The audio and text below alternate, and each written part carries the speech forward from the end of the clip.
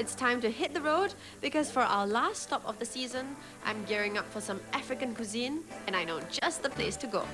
Hi. Hello. Jade. Hi. I'm Henry. Hi. Thank you. All right. So Henry, why did you decide to open a backpackers lodge here? Yeah, actually, this is a very quiet place, and some people like to, come a place where they feel homely, less noisy, and then. Why do you decide to have a restaurant next door? Yeah, we decided to have a restaurant because of convenience. Some people that stays up there, they would like to have their meal right below there instead of going here and there, trying to find a place to eat. Most of our customers are from Europe. From Europe, I yeah. see. This place has been here for 2 years and I've never been, I never knew about it. So I'm really, really curious. Do you think I could have a peek into your hostel? Sure, why not? All right, great. I just love the quiet serenity of this place. So let's head on up to the hostel.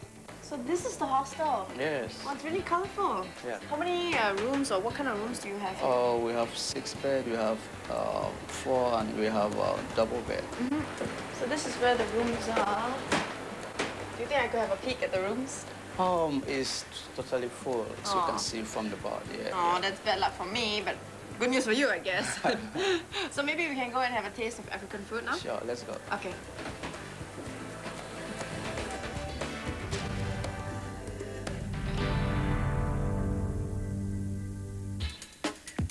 When Henry first moved to Singapore from Nigeria, he wanted to offer Singaporeans a chance to experience African culture.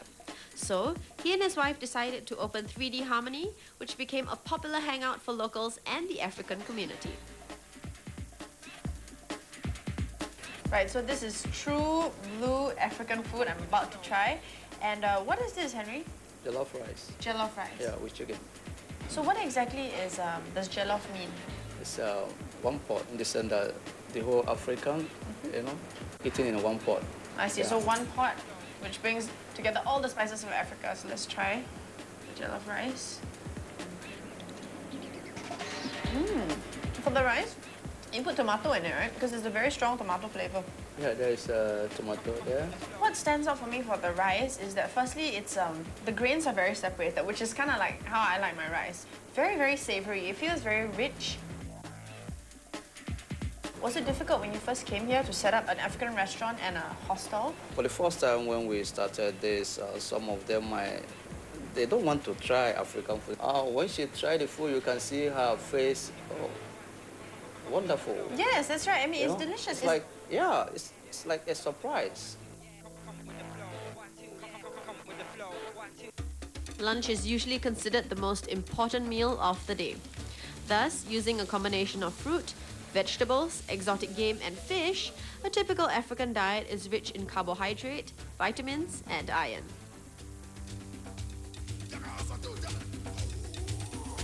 This is chicken plantain. Chicken plantain. And Yeah. what exactly is plantain? People categorize plantain as banana. Banana, you can eat banana just like that. Yes. But plantain, you need to cook it. Plantain is energetic. It contains iron. You're right, it tastes nothing like banana. Not sweet.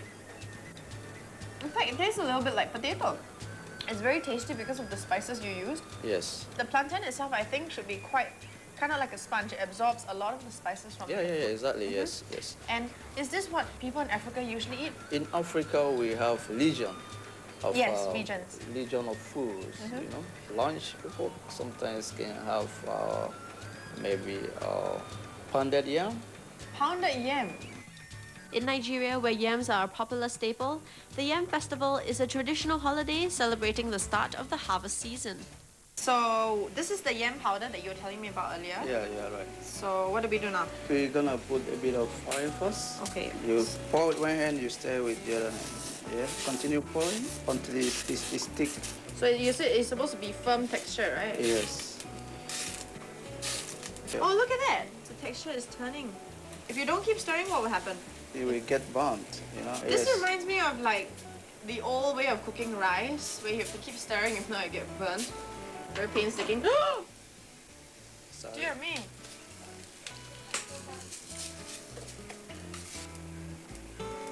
Whoa! I just put the entire pot in. Whoa, isn't that hot? So now it looks a bit like mashed potato. Is this right? Is it supposed to look like that? Yeah, it's supposed to look does that like mean it's this. done? Yeah, it's done. I'm a cook, I tell you, an African cook. Okay, so would this be a typical African meal? Yeah. This is how it's usually served? Yeah. So this is the pounded yam, Yeah. which I cooked. I have to mention that. And what is this? Vegetable soup. Vegetable soup. Yeah. But this doesn't really look like a soup. Why we call it soup is because normally goes with one of these, maybe with this food. And then you for eat you it to with, eat as a with. condiment. Yes. To dip with the staple, which is in this Yes. case pounded yam. Yeah. Normally in African tradition, we practice hygiene.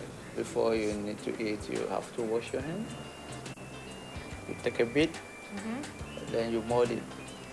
Mold it? Yeah, actually need a scale. You need to have scale. After that, dip it You go ahead to the first. soup, like, So you pick it up together. and then you. Ah, not as graceful as Henry. The yam is very unusual. I've never tasted yam this one before. It looks like it's a consistency of mashed potato, but it's much more firm. Yes, yeah, right. And yet, when it's in your mouth, you can kind of taste little granules, but they're not hard granules.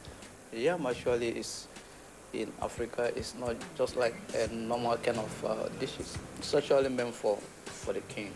Today, I want to think that I'm like royal African princess. Yeah, you are. This sauce is it's salty, it's spicy. The beef is actually very tender, but it's not overly soft. You know, it's still chewy a bit, like how beef should be. Next on the menu is the beef suya. Suya, which means skewered meat, is a popular street snack served with ground peppers and onions in Nigeria. This is really strong tasting. Like I said, the salt tastes quite strong, and it's like woo. Yes. Even though you are sleepy, once you take this, you wake up. My favorite African dish so far is the jollof rice. This has truly been a unique experience, and you too should give African food a try. Here are my ratings.